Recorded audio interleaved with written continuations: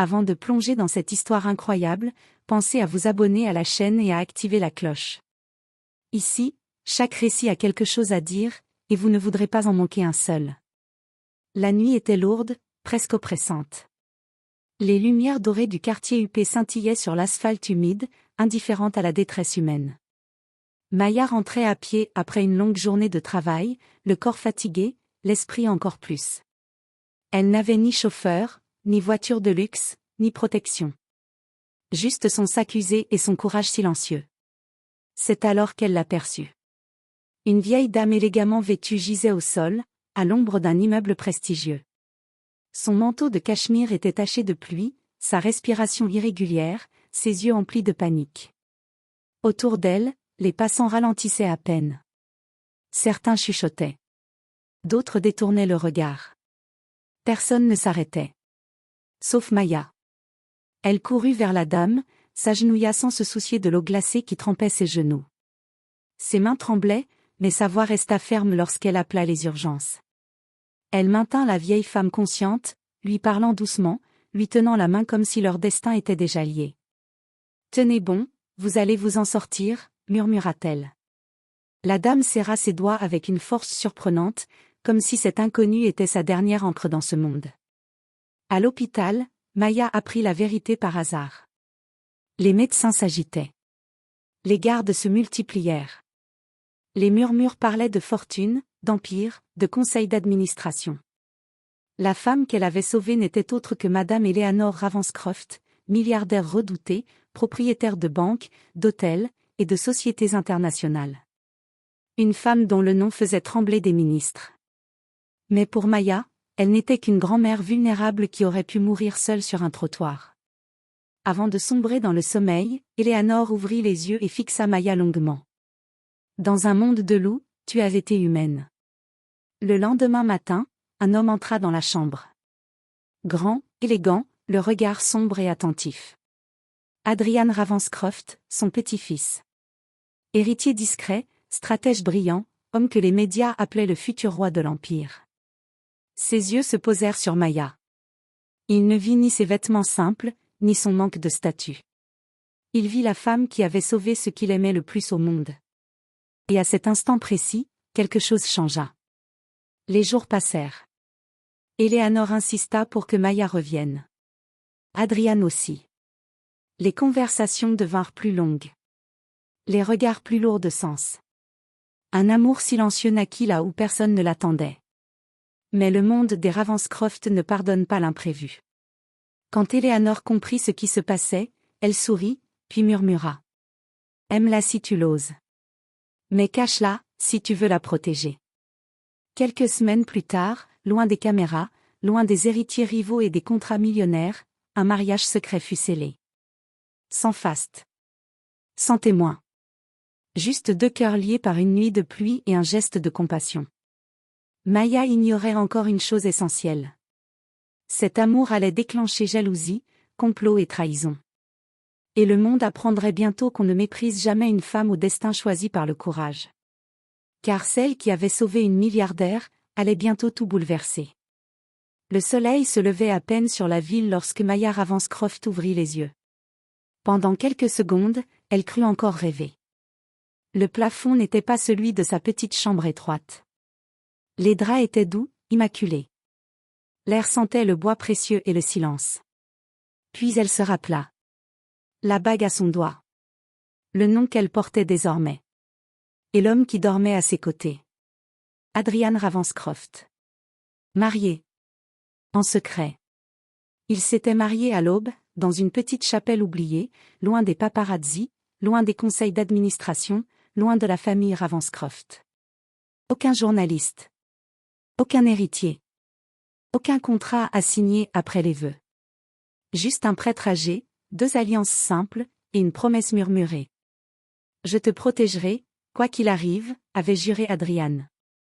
Maya l'avait cru. Mais en se levant ce matin-là, une angoisse sourde serra sa poitrine. Elle observa la bague, fine mais lourde de sens. Elle n'était pas prête pour ce monde. Elle le savait. Adrian se réveilla, la regarda longuement, comme s'il essayait de graver son visage dans sa mémoire. À partir d'aujourd'hui, tu devras rester discrète, dit-il calmement. Je sais, répondit-elle à voix basse. Ce qu'il ne dit pas, mais qu'elle comprit aussitôt, c'était ceci. Si la famille Ravenscroft apprenait l'existence de cette épouse inconnue, la guerre commencerait. À l'hôpital privé, Madame Eleanor Ravenscroft fixait le jardin depuis son fauteuil roulant. Son regard était vif, lucide. Elle n'était pas une femme qu'on trompait. Quand Adrian entra avec Maya, Eleanor sourit lentement. Alors, c'est donc elle, murmura-t-elle. Maya sentit ses jambes trembler. Eleanor prit sa main, observa la bague, puis leva les yeux vers son petit-fils. Tu as désobéi à tout ce clan, dit-elle sans colère. Oui, répondit Adrian. Un long silence suivit. Puis Eleanor déclara, d'une voix basse mais ferme. Tu as bien fait.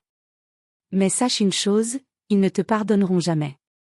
À des kilomètres de là, dans un penthouse baigné de lumière, Victoria Hale referma violemment son téléphone. Mariée ? Cria-t-elle. Impossible. Victoria n'était pas n'importe qui. Héritière d'un empire concurrent, fiancée officieuse d'Adrian depuis des années, acceptée par toute la famille Ravenscroft. Sauf par lui. Elle sourit froidement. S'il a épousé quelqu'un en secret, alors cette femme n'est rien. Et ce qui n'est rien, peut être écrasé. Ce soir-là, seule dans sa nouvelle chambre, Maya sentit pour la première fois la peur s'installer. Elle ne craignait pas la pauvreté. Elle l'avait connue. Elle craignait le pouvoir, la jalousie, et les secrets. Elle posa la main sur son cœur et murmura. Je n'ai sauvé qu'une vie, pourquoi ai-je l'impression d'avoir déclenché une tempête ? Dans l'ombre, la machine Ravenscroft commençait déjà à bouger. Et Maya ignorait encore que quelqu'un cherchait déjà à la faire disparaître. Victoria Hale n'attaquait jamais de face. Assise dans son salon immaculé, un verre de vin à la main, elle écoutait attentivement les voix au bout du téléphone. Des voix discrètes, bien placées, loyales, parce qu'elles étaient bien payées. Elle souriait. Un sourire calme, presque élégant. Je veux tout savoir sur elle, dit-elle doucement. Ses origines. Son passé. Ses faiblesses. Le rapport arriva vite. Maya. Orpheline de père. Mère malade décédée trop tôt. Études interrompues. Petits emplois. Aucune famille influente. Aucun avocat puissant. Aucun ennemi, donc aucune protection. Victoria posa le dossier sur la table et rit. Une héroïne de trottoir, qui se prend pour une reine. Elle savait exactement comment frapper, sans laisser de traces. Le lendemain, Maya reçut un appel inattendu. Bonjour, Madame Ravenscroft. Nous aimerions vous rencontrer pour discuter d'une fondation caritative. Maya hésita. Elle n'était personne. Pourquoi elle ? Mais le nom Ravenscroft ouvrait déjà des portes, ou des pièges. La rencontre eut lieu dans un salon de thé luxueux. Victoria était là, élégante, souriante, parfaite. Enchantée, dit-elle en lui serrant la main. Moi aussi, répondit Maya, sans savoir qu'elle venait de serrer la main de son ennemi. Au début, tout semblait cordial. Puis Victoria commença. C'est fascinant, dit-elle. Une femme sans relation, sans éducation prestigieuse, qui épouse un Ravenscroft. Le destin est parfois surprenant, répondit Maya, mal à l'aise. Victoria inclina la tête. Ou opportuniste. La phrase tomba comme un poison lent. Les regards autour d'elle changèrent. Les murmures commencèrent. Maya sentit ses joues brûler. Ce soir-là, Adrian reçut un message anonyme. Ta femme parle beaucoup. Trop. Elle fréquente des gens qu'elle ne devrait pas. Il fronça les sourcils. Il savait. La guerre venait de commencer. Victoria, elle, passa à l'étape suivante. Elle appela un homme de l'ombre. Je veux qu'elle perde ce qu'elle a de plus précieux. Son image ?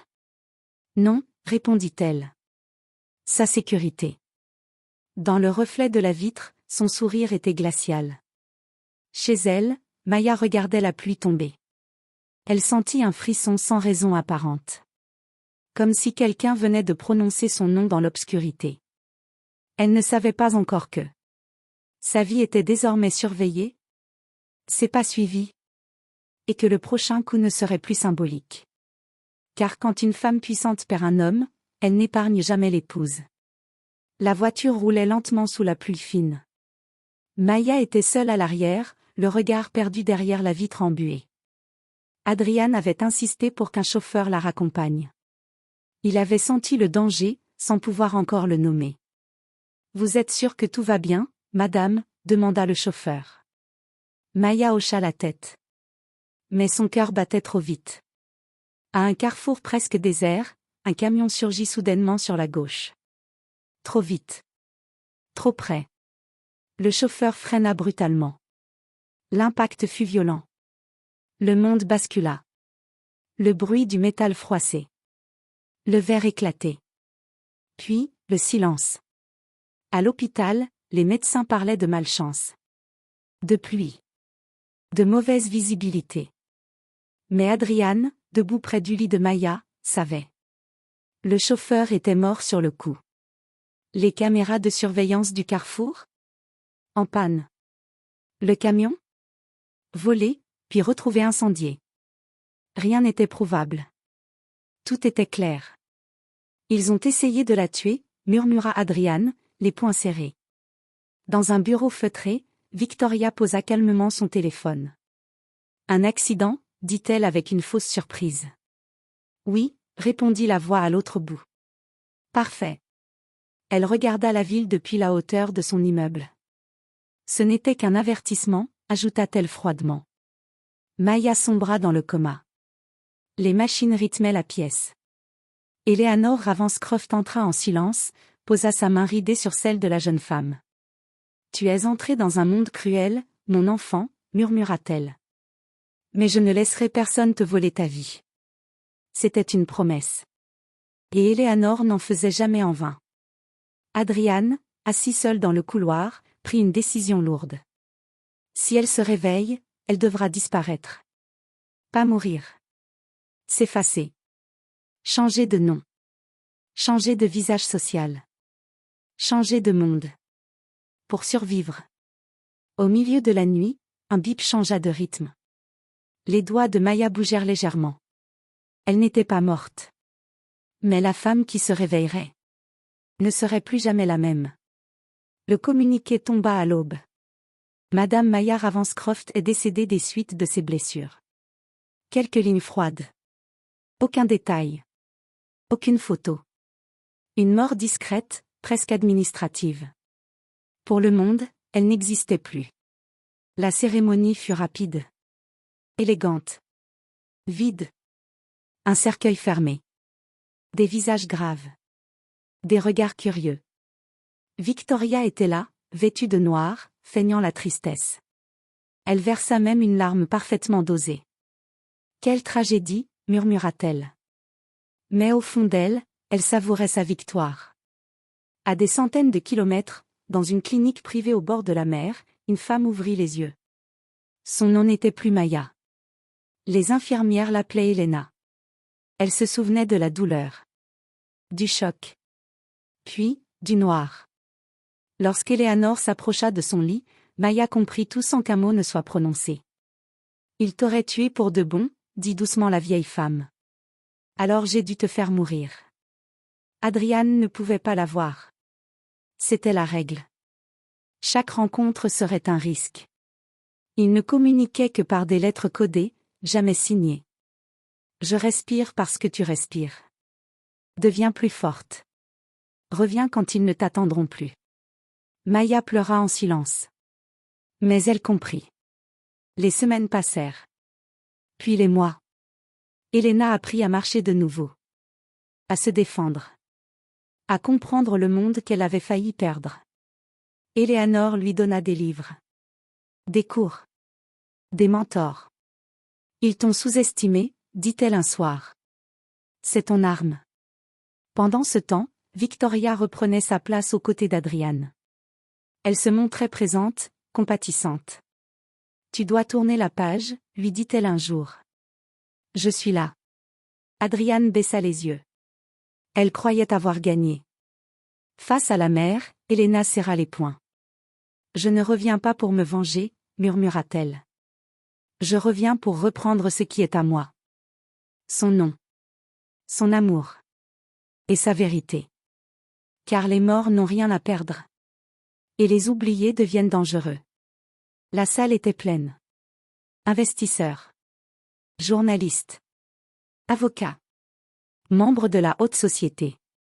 Tout le monde attendait l'annonce officielle d'une nouvelle alliance stratégique entre les Ravenscroft et le groupe Hale. Victoria était radieuse. Vêtue de blanc. Déjà victorieuse. Adrian se tenait à ses côtés, silencieux. Puis, les portes s'ouvrirent. Un murmure parcourut la salle. Une femme entra, calme, droite, vêtue d'un tailleur sombre. Son regard était ferme. Son pas assuré. Elle n'avait rien d'une victime. Impossible, chuchota quelqu'un. Victoria pâlit.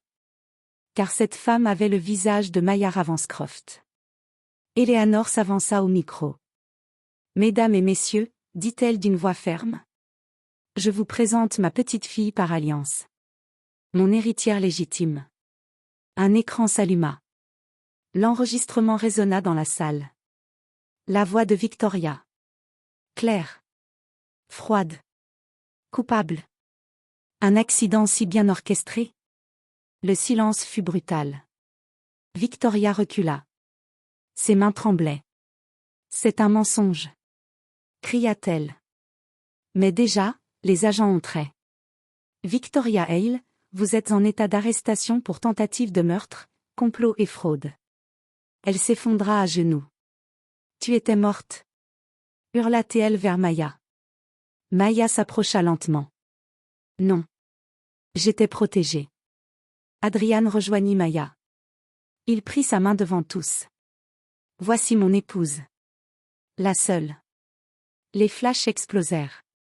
Ce mariage, autrefois secret, devenait inévitablement public. Eleanor sourit. On ne mesure pas la valeur d'une femme à sa naissance, mais à ce qu'elle survit. Elle désigna Maya. Tout ce que je possède lui appartiendra. Des mois plus tard, Maya regardait la pluie tomber, exactement comme le soir où tout avait commencé. Elle n'était plus invisible. Elle n'était plus faible. Elle n'était plus seule. Elle avait sauvé une milliardaire. Et ce geste avait fait d'elle une femme que personne n'oserait jamais plus effacer.